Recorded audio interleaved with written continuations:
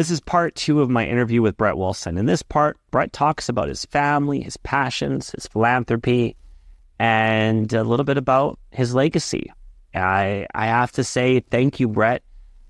You definitely inspired me and every single person who's seen this video so far from behind the scenes.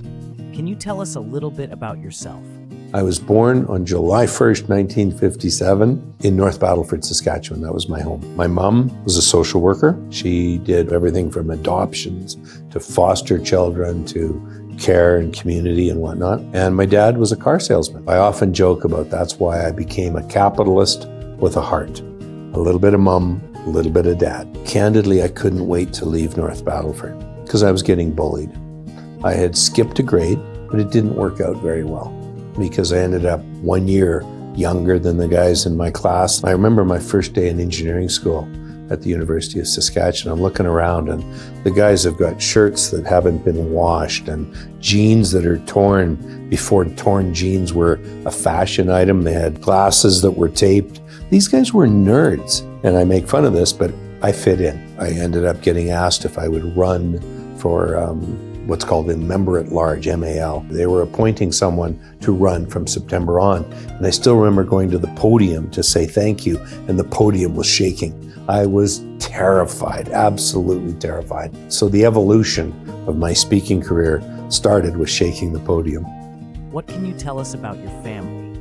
So I have 3 kids. They all have husbands and they all have kids. So I've got 6 kids that matter to me, which is my 3 children and their partners, and then 6 grandchildren. The bulk of my travels now are to see my grandchildren. Can you share some hobbies or activities that you personally find fun and fulfilling? Fun for me? This room holds part of a collection of art that's focused entirely on Saskatchewan. Every piece on the wall was painted by a Saskatchewan artist or was painted in Saskatchewan or painted of Saskatchewan. So there's lots of ways of getting into my collection, but the word Saskatchewan has to be an integral part of it. I love collecting Saskatchewan art. I've also been collecting horse-drawn carriages. At some point I'll be making those available to the museum in Western Canada, so there's some fun there. I enjoy travel. I've been to 75 countries in my life, more than 50 of those countries with my children. So travel is an important part of what I do. I do enjoy a golf course. Not going to pretend that I don't go through a few balls on a round. I do enjoy the game of golf. I've also, over time, done a lot of hiking. I've climbed Kilimanjaro twice. And all I'll say is that the second climb was a really long climb, just because I knew everything about what we were doing. So I've been here, I've been there, and I've enjoyed it all. It appears you and Prime Minister Justin Trudeau go way back. Can you tell us about your connection? I enjoyed a friendship with a guy named Trudeau before he was a politician. I met him when he was running Katimavik.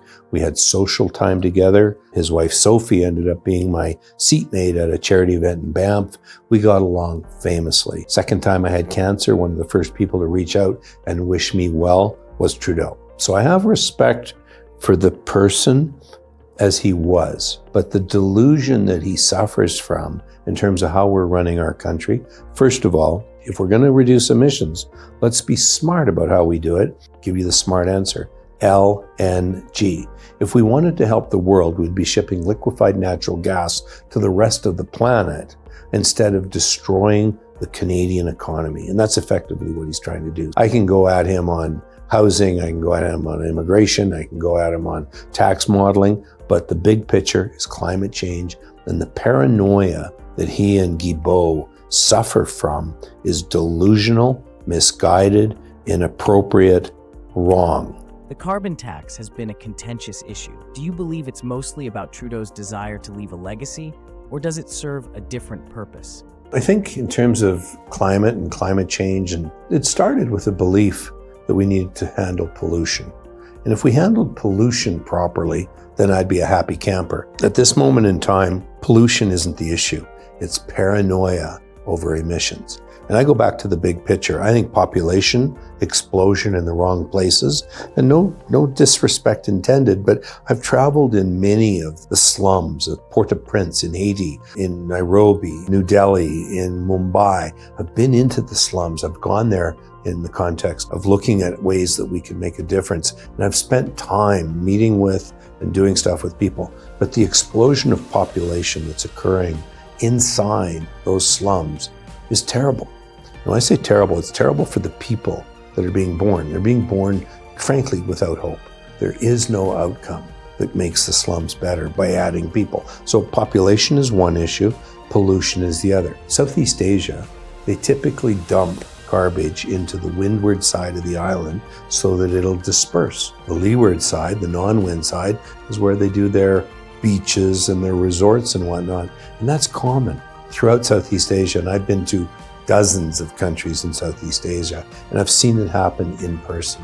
It's awful what's happening there. So we take extremes of dumping into the ocean and contrast that with our plan, which is we're going to eliminate single-use plastic straws. We're going to wrap paper straws in plastic and distribute those accordingly. And again, there's just the sheer stupidity of our approach is to undermine our economy. A big part of what we're doing is punishing the lower income part of our population. I can afford to pay any tax I'm given. So I'm not complaining about the tax on me, but I'm not happy with the tax on everyone. We are punishing with inflation and cost, gas prices, natural gas to your house. The purchase price of the fuel, the natural gas, is 1/2 of the carbon tax that's embedded. The sheer stupidity of punishing the poor is just wrong. We have 8 billion, maybe more, people on the planet. 1 to 2 billion enjoy energy sufficiency, maybe a quarter of the global population. China, still building coal-fired power plants. Southeast Asia, still building coal-fired power plants. And this is thermal coal, not met coal. Met coal is a different world. That's still something that we need more of. But the thermal coal, if you don't like emissions, thermal coal is the issue. And then Africa. I've been to Africa 8 times. I'm going again shortly. What they suffer there is they burn wood. And bio is not the answer. Biofuels are simply not the answer. So burning wood, all that does is destroy a forest. And what do forests do? They absorb emissions. So we're encouraging the third world to burn wood, destroy the emissions absorption tool that exists.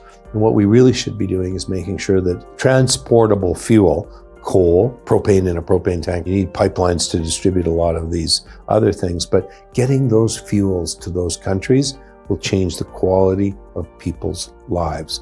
And they deserve the quality of life that 2 billion have.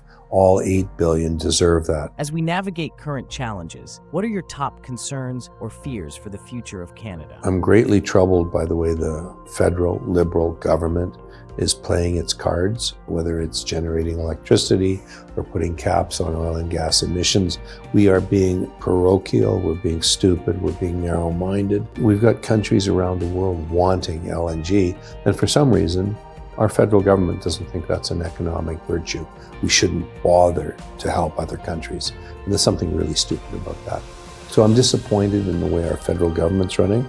I won't rant about Alberta or Calgary. I'm very proud of what's happening in Alberta right now. It's a real treat to see us continue to grow. I was a big fan of Jason Kenney.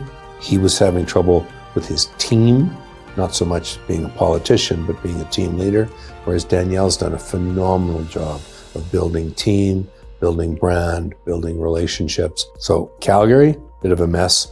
Recall Gondek, I'm a big fan of that thought because I think she made a lot of mistakes, and I'll rant about one of them. The day she got in, without telling people when she was running, the day she got in, she declared a climate emergency.